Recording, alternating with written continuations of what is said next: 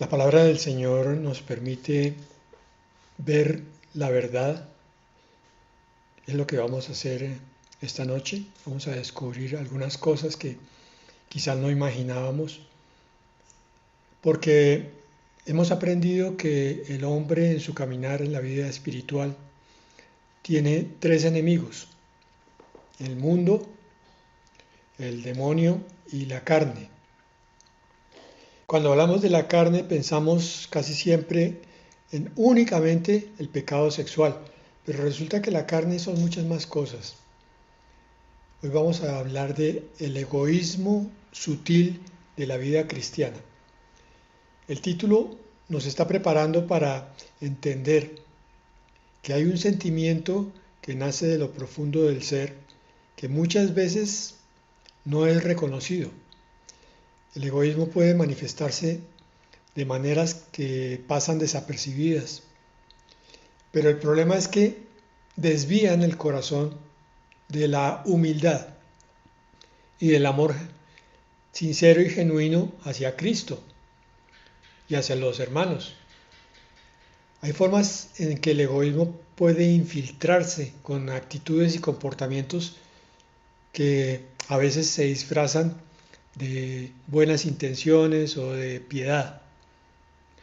Vamos a mirar varias de estas.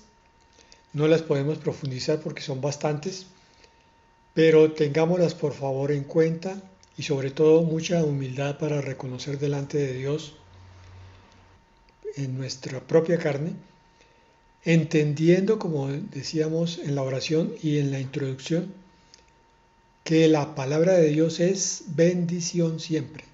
Cuando podemos mirar dentro de nosotros y comprender que hay algo que hay que presentarle a Dios, estamos abriendo la puerta para esa bendición personal.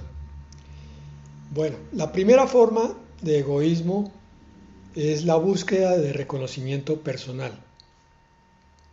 El ego se manifiesta así cuando alguien busca la gloria personal en lugar de la gloria de Dios.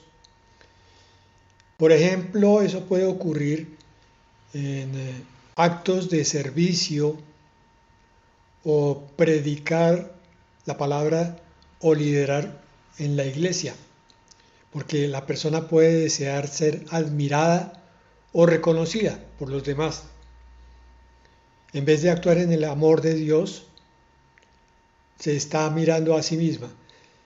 Y el Señor nos advierte contra esto en Mateo 6:1.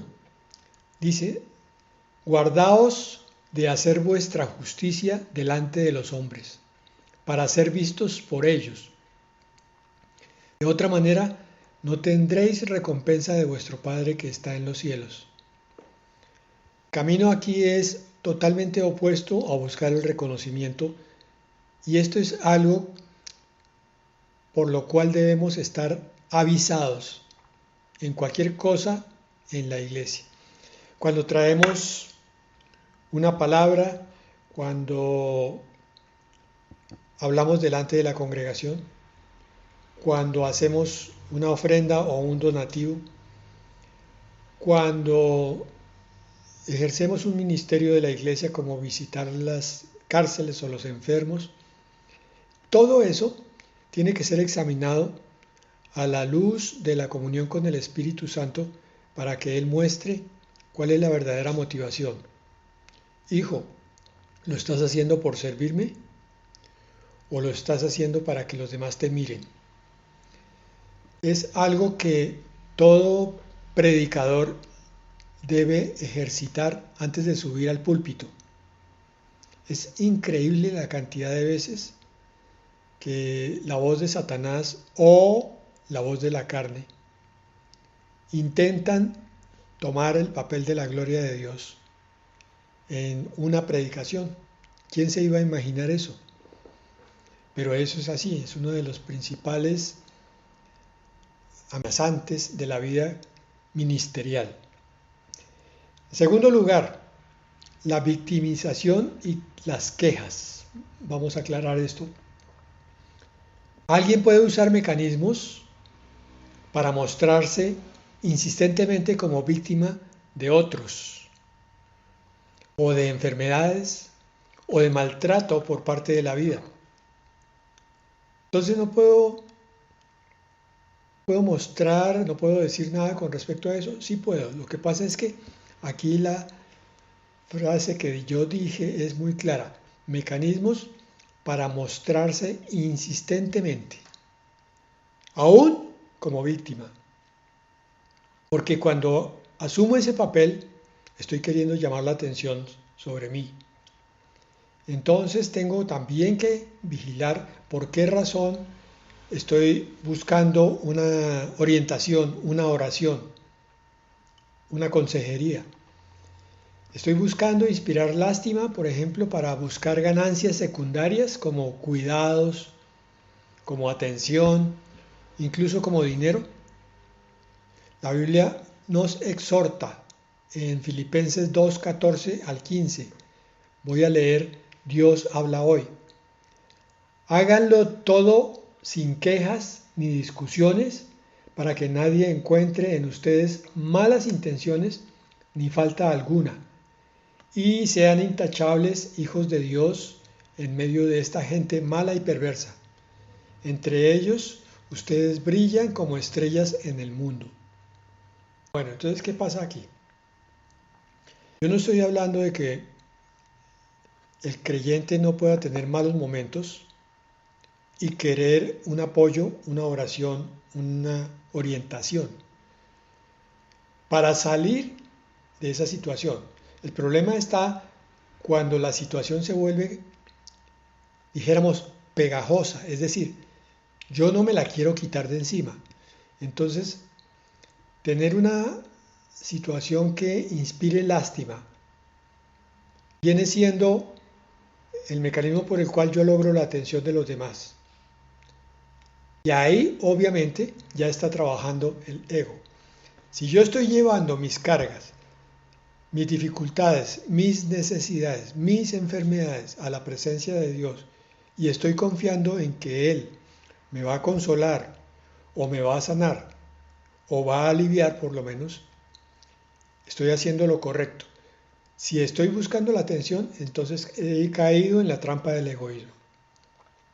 Tercero, orgullo espiritual. El ego puede llevar a un cristiano a sentirse superior por su conocimiento de doctrina o de teología, o porque ora muy bien y tiene una vida intensa de oración, o una aparente santidad entre comillas. ¿Qué ocurre? Que este tipo de personas entonces viven juzgando a otros creyentes por no estar al mismo nivel y se piensan más espirituales que el resto. Esto nos lo ilustra en la parábola del fariseo y el publicano. Lucas 18, del 9 al 14, solamente leemos el versículo 9. A unos que confiaban en sí mismos como justos y menospreciaban a los otros, dijo también esta parábola. ¿Recuerdan ustedes? El fariseo decía, te doy gracias Dios porque yo ayuno, porque yo diezmo, y no como ese publicano que está allá. Estaba mostrando cómo el orgullo espiritual puede alejar de la verdadera humildad que Dios valora. Recuerden ustedes que el Señor miró al publicano que no quería levantar su vista al cielo, porque su actitud era realmente humillada delante de Dios. Fariseo que se justificaba con tantos atributos supuestos, se quedó sin la dignificación que le dio el Señor Jesucristo. Esa es una enseñanza importante sobre cómo debemos buscar la humildad delante de todos y en todas las circunstancias. Cuarto, autosuficiencia en lugar de dependencia de Dios. Este es bastante frecuente. El ego hace que un cristiano confíe más en sus propias fuerzas, habilidades, méritos, soluciones, que en la gracia y agregamos y el tiempo de Dios. Una de las razones por las que Dios puede demorar la respuesta es para probar la verdadera humildad y ver si ese creyente va a esperar pacientemente el tiempo de Dios.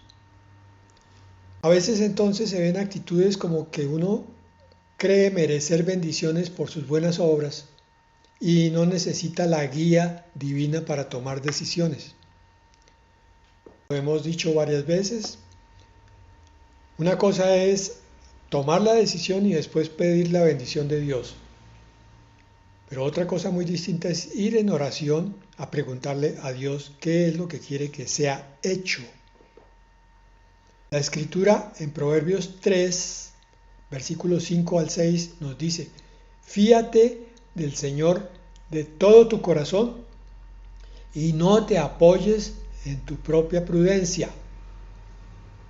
Reconócelo en todos tus caminos y Él enderezará tus veredas. El camino planteado aquí es primero confiar en el Señor y encomendarle los caminos, reconocerlo en ellos, para que entonces el Señor con su sabiduría guíe ese caminar.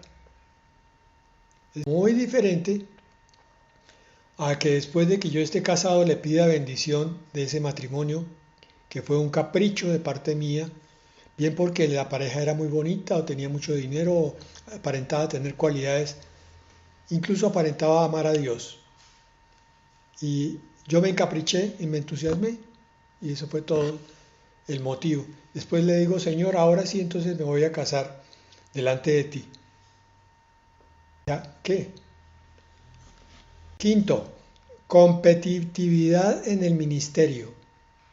En la vida cristiana, el egoísmo puede manifestarse como rivalidad o comparación con otros creyentes. Por ejemplo, alguien puede sentirse celoso de que el pastor llame a otra persona para que ocupe un puesto de responsabilidad o lo llame para que ore o para que ministre. Eso genera malestar en los egoístas. También es algo por lo cual hay que estar continuamente atentos, porque olvidamos que todos en la iglesia del Señor tenemos el mismo propósito, que es servir y glorificar a Dios. Primera de Corintios 3, del 4 al 7, Pablo dice: porque diciendo el uno, yo ciertamente soy de Pablo, y el otro, yo soy de Apolos, ¿no sois carnales? Yo planté, Apolo regó, pero el crecimiento lo ha dado Dios. Algunos creyentes se creen de mejor estirpe espiritual porque se congregan en la iglesia más reconocida y miran por encima del hombro a la iglesia pequeña que está al lado. No servimos ni a Apolos ni a Pablo, servimos a Dios. No miramos ni a Apolos ni a Pablo. Sexto, falsa humildad. A veces el ego se disfraza de humildad, como cuando alguien trata de minimizar sus dones o logros, pero de manera exagerada, no sinceramente, con el objeto de recibir atención o que lo feliciten. Eso no es sincero, no es genuino y busca manipular la percepción de los demás, en lugar de trabajar sobre una verdadera humildad que solo busca agradar a Dios. Miremos los evangelios y veamos cómo el Señor Jesucristo actuaba continuamente. Claro, Él atrajo la atención de los necesitados por un lado y de los envidiosos por otro, pero nunca fue su propósito exaltarse a sí mismo. Lo que siempre hacía Él era para darle toda la gloria a Dios. Las sanidades, las enseñanzas, las predicaciones. Séptimo, resistencia a la corrección. Vamos casi por la mitad es bueno que vayamos haciendo un examen de conciencia y vamos a descubrir algo terrible, hermanos, y es que todos hemos caído en uno o en varios de estos enunciados aquí. Por ejemplo, mire, el séptimo dice resistencia a la corrección. El ego puede hacer que un cristiano rechace críticas o correcciones, incluso cuando vienen de hermanos en la fe con buenas intenciones. En Proverbios 15, 31 y 32 dice la palabra: el que tiene en poco la disciplina menosprecia su alma, mas el que escucha la corrección tiene entendimiento, y a la honra precede la humildad. La parte final de ese proverbio dice que entre más humilde es la persona, más honra va a recibir más adelante. Sabemos que la palabra también nos dice que el soberbio es abatido, es avergonzado, cae de su sitial con el tiempo. Entonces es mucho mejor inversión hacer crecer la humildad dentro de nosotros. Octavo, este no es tan obvio, seleccionar a quién servir. Miren, aquí el ego puede aparecer cuando un cristiano escoge a quién ayudar, por ejemplo, solo a aquellos que le resultan convenientes de alguna manera o simpáticos, o que pueden devolverle el favor, o que lo van a felicitar, en lugar de practicar un amor incondicional. El mandato del Señor es claro en Lucas 10:27, amarás a tu prójimo como a ti mismo. Y en la parábola del samaritano se nos recuerda que allí había cuestión de nacionalidades, de etnias incluso. El samaritano era muy distinto a los fariseos que pasaron por delante del herido. Tenía otra cuna, incluso calificada de hereje. Sin embargo, el Señor usó ese ejemplo para mostrarnos que a veces vienen las sorpresas de las personas que menos esperamos, es de las que más servicio podemos obtener. A veces los que están un poco más cerca de nosotros en cuanto a doctrina, en cuanto a entrenamiento espiritual, en cuanto a experiencia, pueden no presentarse en forma tan adecuada como los desconocidos. Entonces nosotros podemos aplicarla a la inversa también. El ejercicio del amor al prójimo no debe escoger a quién sirve.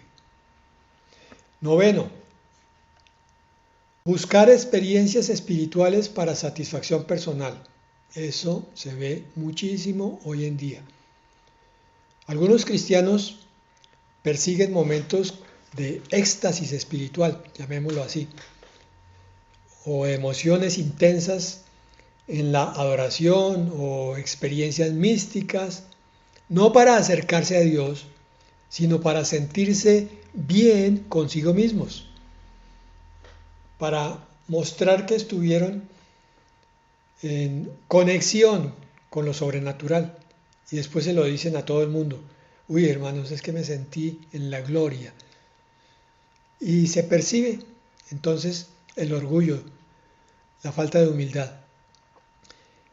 Eso así convertiría la relación con Dios en una búsqueda de gratificación personal, en lugar de un acto de entrega.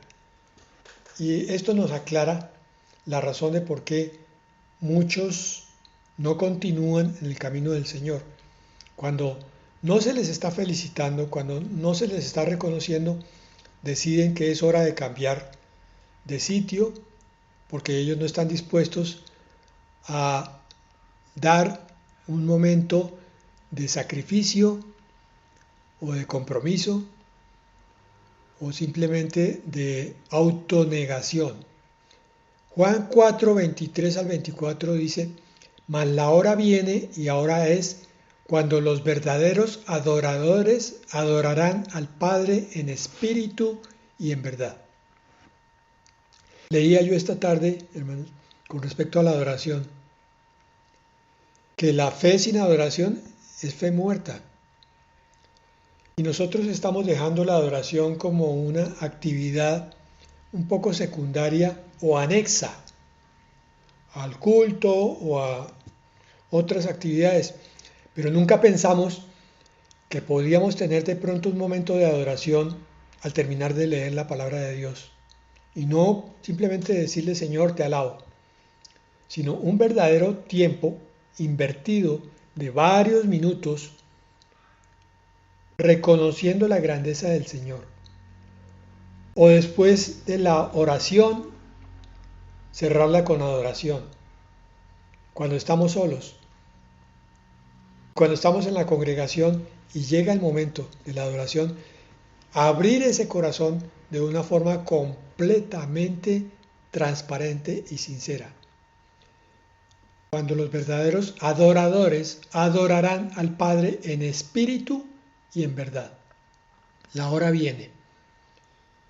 El Señor está buscando esos corazones en cada congregación, tan especiales, tan particulares, que buscan conectarse con Él a través de cualquier actividad espiritual. 10, manipulación a través de la espiritualidad. Estamos hablando de, hasta el momento, 10 características del egoísmo, de la carne manifestada en la iglesia. Cosa bien sorprendente. El egoísmo puede manifestarse al usar el lenguaje espiritual o las buenas obras para controlar e influir en otros. Por ejemplo, alguien puede orar públicamente o dar consejos piadosos para parecer más espiritual, pero en realidad está tratando de imponer su voluntad en alguno o en algunos de los oyentes. Hemos oído esa oración con propósito terrenal y no celestial. En vez de dirigirla hacia el cielo, se está usando la oración como un martillo para golpear a alguien en la congregación. Jesús advierte en Mateo 6, versículos 5 y 6. Cuando ores, no seas como los hipócritas, porque ellos aman el orar en pie en las sinagogas y en las esquinas de las calles para ser vistos de los hombres. Aquí tenemos entonces 3 estados. El que le encanta orar para ser visto, por un extremo. Por otro lado, el que no ora para no ser visto, porque se siente avergonzado, porque cree que lo están mirando a él. Cuando el justo medio es el que ora para hablar con Dios, para alabarlo y decirle cuánto lo admira y expresarle peticiones. Entonces no está mirando a nadie más, sino solamente a Dios. Esa es la oración apetecida por Dios. Dice, mas tú cuando ores, entra en tu aposento y cerrada la puerta, ora a tu Padre que está en secreto. Obviamente, esta es la oración de la intimidad con Dios. Pero eso es el aprendizaje para cuando salgamos a orar en público. Cuando yo estoy en público, lo que tengo que hacer es cerrar mis ventanas y mis puertas para que nadie entre a ese interior. Yo me aíslo para reunirme con mi Padre Celestial. Entonces ahí siempre podré orar tranquilamente. No me interesa si me están mirando o no me están mirando, porque yo estoy encerrado con Dios. 11, evitar responsabilidades incómodas. Otra forma de egoísmo. Se refleja cuando un cristiano evita tareas o compromisos en la iglesia o la comunidad porque no son glamorosos o de cierto nivel o no ofrecen reconocimiento. Por ejemplo, prefiere un liderato o un evento visible en lugar de realizar tareas humildes como limpiar dentro de la iglesia o visitar a los enfermos. Pablo nos exhorta en Filipenses 2, versículos 3 y 4. Nada hagáis por contienda o por vanagloria. Nada. Mucho menos dentro de la iglesia. Antes bien con humildad, estimando cada uno a los demás como superiores a él mismo. Señor, que mi oración sea para bendecir a tu pueblo. No mirando cada uno por lo suyo propio, no mirando su conveniencia, su comodidad, sino cada cual también por lo de los otros. Toda administración, toda predicación, todo servicio, toda enseñanza tiene un propósito y es el bendecir a otros y darle la gloria a Dios. 12, resentimiento por el éxito de otros. Aunque no se exprese abiertamente, el egoísmo puede surgir como envidia o resentimiento cuando otro creyente recibe bendiciones, reconocimiento o un rol prominente en la iglesia. Ya lo vimos arriba. Pero hay una forma expresada, la que vimos al principio era la forma callada. Esta es cuando ya empieza a manifestarse con actitudes o con palabras de envidia. Porque esto refleja una actitud centrada en uno mismo, en lugar de alegrarse del cuerpo de Cristo, de que le esté yendo bien a la mano izquierda. Romanos 12:15 dice, gozaos con los que se gozan, llorad con los que lloran. 13, excusar pecados personales con justificaciones espirituales.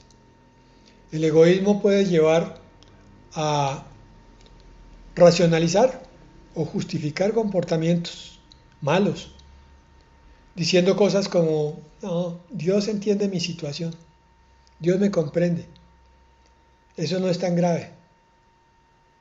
¿Qué es lo que pasa con esto? Que se evita la confrontación con el Espíritu Santo para rendir cuentas. Y por consiguiente nunca llega el arrepentimiento transparente, genuino. La rendición de cuentas es una actitud que debe ser diaria con Dios.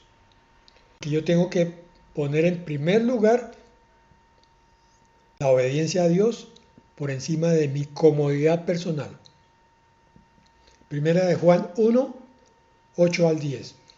Si decimos que no tenemos pecado, nos engañamos a nosotros mismos y la verdad no está en nosotros. Si confesamos nuestros pecados, Él es fiel y justo para perdonar nuestros pecados y limpiarnos de toda maldad. Quedan 2, hermanos, y espero que estén recibiendo bendición. Ese es el propósito de esta enseñanza. Nos estamos preparando para la próxima venida del Señor por su iglesia. Por lo tanto, nos estamos santificando, incluso sorprendiéndonos al descubrir cosas que no nos imaginábamos que estaban ahí. Cada vez que el Señor me muestre algo, yo tengo que decirle, Señor, aquí está esto, lo reconozco. Límpiame, Señor. 14. Aferrarse al control en lugar de confiar en Dios. El egoísmo se manifiesta cuando un cristiano insiste en controlar cada aspecto de su vida. Algo que yo veo en este tiempo es el aumento de la personalidad controladora. De hecho, yo estoy en pelea conmigo mismo, en el sentido de no permitir andar como un policía constantemente, porque a medida que van pasando los años, uno se va fijando más y más en ciertas conductas rígidas y el propósito debe ser más bien el de adquirir una personalidad flexible. Entonces, esa insistencia en controlar las vidas ajenas no está bien ni en el padre, en los padres de familia, ni en el pastor, ni en los dirigentes políticos, pero es lo que vemos. Cada uno quiere que el otro haga lo que a él le parece. Esto es de entrega de todos los días. Señor, otra vez, se me fue la intención y la lengua. Y me molesté porque esta persona no hizo lo que yo quería y como yo quería. Entonces, no debemos insistir en controlar cada aspecto de la vida, del ministerio o de las relaciones, en lugar de confiar en la providencia de Dios. Señor, te entrego esta situación. No quiero hablarle a mi hermano en la iglesia de esto directamente si tú no me mandas.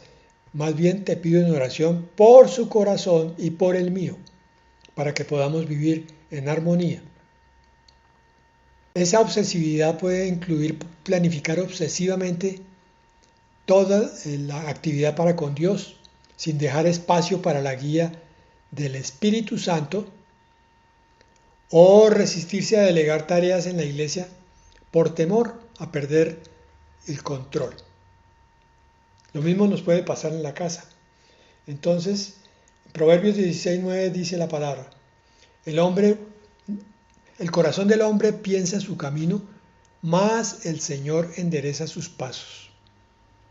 Palabra sencilla, pero muy profunda. El hombre piensa su camino. ¿Para dónde voy? ¿Cuál es mi plan? ¿Qué quiero hacer? Es más, ¿qué debo hacer? Pero el Señor es el que va a enderezar ese camino. El Señor es el que va a proveer las herramientas. El Señor es el que va a abrir las puertas. Le entregamos a Él todas las cosas. Y 15, priorizar la imagen pública sobre la autenticidad. En esta época de redes sociales, el culto al ego, a la imagen pública, se ha vuelto una idolatría increíblemente explosiva. Todos están buscando reconocimiento. Ministros del Señor y ovejas del Señor. Algunos cristianos se preocupan más por cómo los perciben los demás. Ojalá que me digan que soy piadoso o espiritual, en vez de preocuparse uno por una relación con Dios genuina y bien cultivada. ¿Qué pasa con eso? Entonces llegamos a actitudes hipócritas, porque como nos interesa más la opinión ajena, hacemos de una manera y decimos de otra, para fingir devoción en público, pero la vida espiritual privada se está descuidando. Mateo 23:27 dice: «Ay de vosotros, escribas y fariseos hipócritas, porque sois semejantes a sepulcros blanqueados, que por fuera a la verdad se muestran hermosos, mas por dentro están llenos de huesos de muertos y de toda inmundicia». Hermanos, el propósito de esto no era regañar, ni mucho menos, ni exigir, ni controlar. Era simplemente hacer un recorderis de cosas que no debemos hacer y de pronto una revelación de otras que hemos hecho y no habíamos sabido cómo definirlas. Entonces, para terminar, ¿qué debemos hacer para contrarrestar ese egoísmo? Primero, practicar la generosidad desinteresada. Buscar cómo servir sin esperar nada a cambio. Gálatas 5:13 dice: «Por la libertad con que Cristo nos hizo libres», más adelante dice: «servíos por amor los unos a los otros». Todos a todos. Segundo, examinar las intenciones siempre. Esto es un ejercicio ineludible, obligatorio para todo buen cristiano. Antes de actuar, pregúntate si tu motivación es agradar a Dios o un capricho personal. Salmo 139:23 dice: «Examíname, oh Dios, y conoce mi corazón. Pruébame y conoce mis pensamientos, y ve si hay en mí camino de perversidad, y guíame en el camino eterno. Tercero, cultivar la gratitud, reconocer las bendiciones de Dios, alegrarse cuando Él nos trae bendiciones a nosotros y se las da a nuestros hermanos. Eso ayuda a reducir la envidia y el egoísmo. La primera de Tesalonicenses 5:18 dice: dad gracias en todo, porque esta es la voluntad de Dios para con vosotros en Cristo Jesús. Cuarto lugar, no tener miedo de sentirse débil o vulnerable. Ser honesto con las luchas internas y aceptar la corrección de otros para fomentar la humildad. Santiago 5:16 dice: confesaos vuestras ofensas unos a otros y orad unos por otros para que seáis sanados. Y junto con la segunda de examinar las intenciones está la quinta forma de combatir el egoísmo: el autoexamen constante, reflexionar continuamente sobre las motivaciones detrás de cada acción. Otra vez preguntándonos si con eso estamos glorificando a Dios o a nosotros mismos. Segunda de Corintios 13:5 dice: examinaos a vosotros mismos si estáis en la fe, probaos a vosotros mismos.